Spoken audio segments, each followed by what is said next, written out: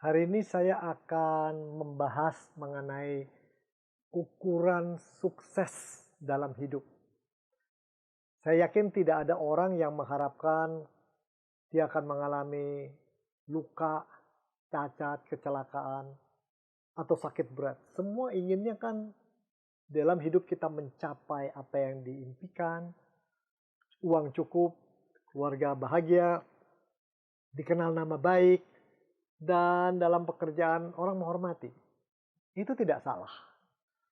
Tapi ada dua orang yang bersama-sama usia 75, dua-duanya berada di rumah sakit dan mereka sering ngobrol. Dua-duanya memiliki sakit yang tidak terobati. Usia mereka tinggal 2-3 bulan karena kena kanker yang sifatnya sangat ganas dan sudah di tahap yang sangat lanjut. Yang satu berkata pada temannya, "Aku sudah berhasil membuat pabrik dengan 1.000 karyawan. Rumahku 3 bahkan 1 di Amerika. Keempat anakku ada di Belanda, di Amerika, di Australia, dan bahkan ada yang di Jerman. Istriku juga masih main golf pada usia 60. Lalu bukan hanya itu, aku harus mengatur kalau aku meninggal, uangku ini sekitar 400 miliar bagaimana membaginya supaya anak-anak jangan berkelahi." Dia diam di sana. Lalu temannya bertanya, "Jadi apa yang kau peroleh dalam hidup ini? Yang akan bisa kau bawa yang menyenangkanmu?" Dan jawab orang itu, "Ya saya pikir-pikir ya sebenarnya saya punya duit 300 miliar, rumah 4 atau 3 atau 2 atau nggak punya rumah. Atau apa kalau tinggal sehari lagi saya hidup itu nggak ada bedanya ya," katanya.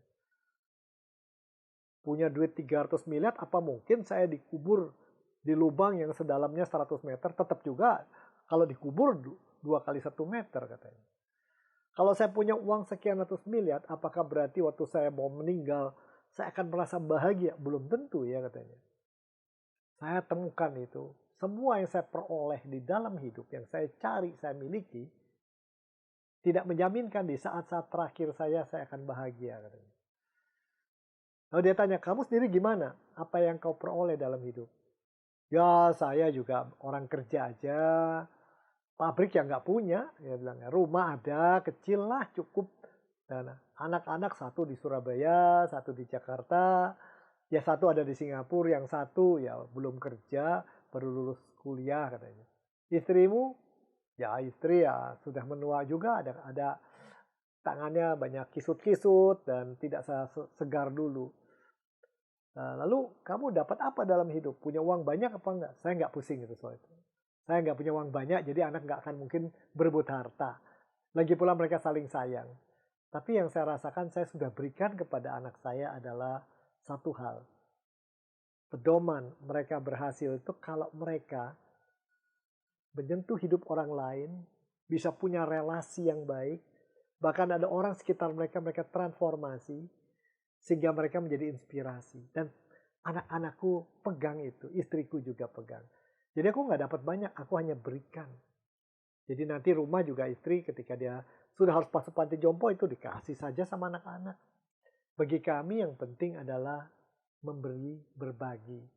Ya sekali lagi, agar anak-anak itu semuanya bisa berelasi satu sama lain dengan siapa saja, terutama dengan Tuhan. Mereka mentransformasi hidup, berubah terus-menerus sesuai yang Tuhan inginkan, dan dia jadi inspirasi. Teman yang satu diam aja. Dan saya rasa kalau sudah begitu, saya meninggal besok atau lusa, buat saya sih sama saja. Dan saya tahu relasi saya dengan Tuhan cukup intim. Saudara, yang satu menganggap hidup itu berhasil kalau dia memperoleh banyak. Yang satu adalah dia berbagi banyak. Dua hal yang sangat berbeda. Tapi yang paling menarik kata-kata tadi. Berelasi, lalu mentransformasi, dan juga menginspirasi. Bukankah dalam hidup kita harus bisa menjalani hidup berelasi dengan Tuhan begitu dekatnya? Sehingga Tuhan mentransformasi diri kita dan kita mau ditransformasi, ya karakter kita, kemampuan kita, kebiasaan kita, dan kesaksian kita. Dan akhirnya kita menjadi inspirasi. Bukankah itu? Kalau kita hanya mau berelasi sama Tuhan tapi kita tidak mau diubah, kita pikir kita sudah baik, berarti kita terkurung dalam lingkup di mana berkat-berkat Tuhan tidak sepenuhnya bisa turun. Karena Tuhan sudah sediakan banyak berkat lain, kita nggak siap mentransformasi untuk menerima berkat itu. Tapi kalau kita hanya ributin berkat Tuhan, dan kita berhasil sama Tuhan, tapi nggak jadi inspirasi buat orang lain, berarti kita benar-benar jadi manusia yang sangat egois. Sekali lagi kuncinya satu, buat dia sukses dimulai dengan kedekatan, keintiman dengan Tuhan. Bagaimana buat Anda?